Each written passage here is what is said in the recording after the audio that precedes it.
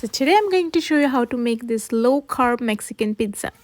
So for that I'm using this Mission brand low carb tortillas, which are really great, low in carbs and high in fiber and keto friendly.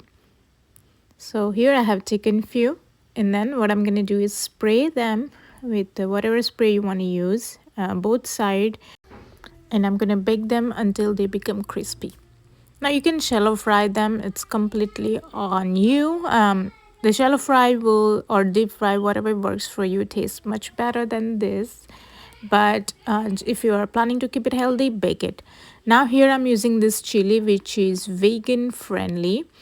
And if this is really good if you have no time on hand and you're planning to cook dinner weekdays. This made of black soya beans, so they are more healthier than black beans and has all kind of seasoning to it, so you don't have to add anything to it. And you can take a look at nutrition value here. For the half pouch, it has a really good amount of protein and carbs, very low carbs. As you can see, 6-gram net carbs.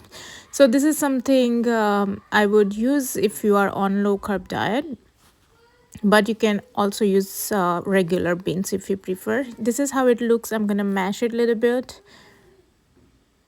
just like this, and it is ready. And the sauce, just the tomatoes and taco sauce, mix it together. So now I'm gonna spray this chili mixture on one tortilla and adding cilantro on top. I love the cilantro flavor and fragrance, so I'm adding. You can completely skip it if you don't like. Adding a little bit of sour cream, and I'm just going to spread it around evenly. Putting another tortilla on top and adding a little bit of chili and sauce, tomato sauce, and spread it evenly.